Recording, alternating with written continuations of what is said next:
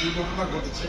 সেটা হলো আমাদের আপন জনের আত্মীয় স্বজনের মধ্যে আমার বড় ভাইয়ের জামাইয়ের বড় ভাই, সে চেয়ারম্যান ছিল, জুলফিকার চেয়ারম্যান ব্রাহ্মণঝাড়া ইউনিয়নের, খুব সম্মানী ছেলে, তার বিরুদ্ধে কোনো এলিগেশন নাই এবং কোনোদিন কারোর কাছে যে অন্যায় করেছে এমনটি নাই। এবং তার ছেলে মেজর হওয়ার কারণে আর পরে নজিতে দ্বিতীয়বার এই বিষয় না করবেন, কিন্তু ইউনিয়নের সভাপতি ছিল দীর্ঘদিনে। আজকে তিনি ইন্তেকাল করেছেন এবং সকালে গিয়েছিলাম।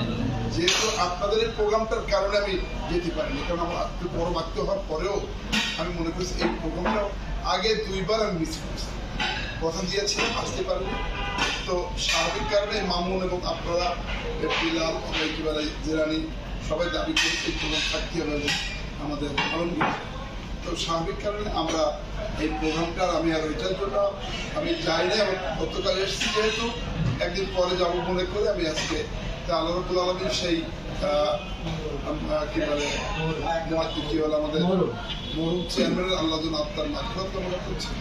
এবং আজকে তার দাফন হয়েছে, তার একটা ছেলে মেজর, একটা ছেলে হলো ইন্টারনেস্ট ডাক্তার, এবার বিসিএস চালাতে, মেয়েটা এক মেরিন ইঞ্জিনিয়ার ডাক্তার। মূলত ভালো মানুষের দেখেন সব দিক দিয়ে পরিপূর্ণতা রেখে চলে, সে এবার থাকতে যদি আবার চেয়ারম্যান এবার ছেলে যা হোক আমরা তার মাধ্যমে করছি এবং সেটা বাদ দিয়ে কিন্তু আজকে আমি আপনাদের সাথে উপস্থিত, কারণ কি আমি যেহেতু এখন পরে যাওয়ার কথা ওটা বারবার তো একটা ট্রেন ফেল করা যায় না বলে ছিলাম।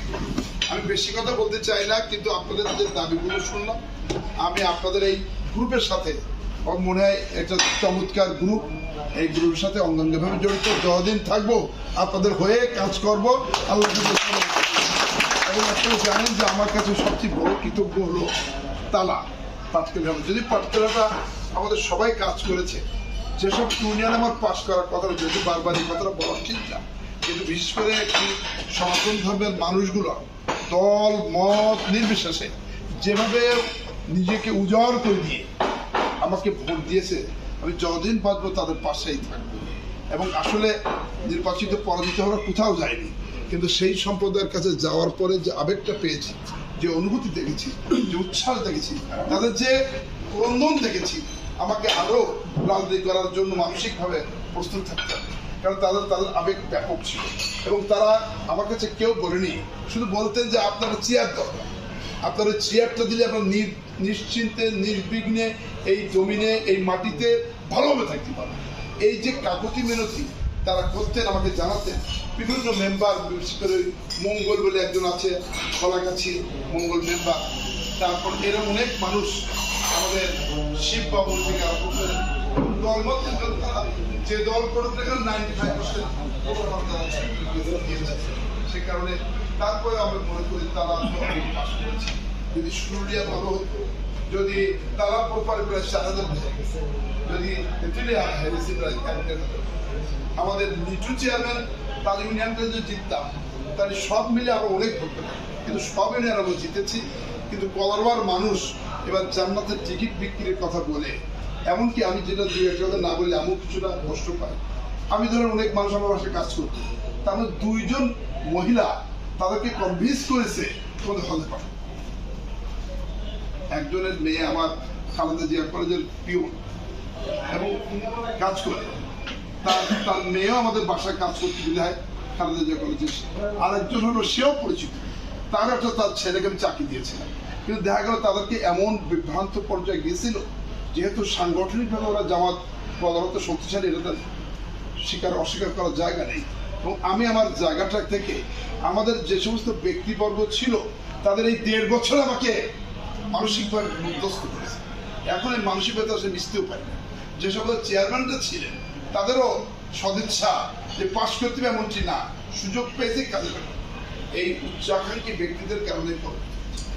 এবং সর্বোপরি ক্যাবিনেট সেক্রেটারি এসপিরা আমার সেই পক্ষে ছিল না, দ্বিতীয়ও ছিল না। আমি একজন ব্যক্তি যেহেতু বাংলাদেশের ফলাফল একদিকে যাচ্ছে, যেমন আপনারা দেখেছেন গোপালগঞ্জের কোন সিটে নয়, শরীয়তপুর, মাদারীপুর, রাজবাড়ী এবং ফরিদপুর, এখানে একটা সিটও আমরা পরাজিত।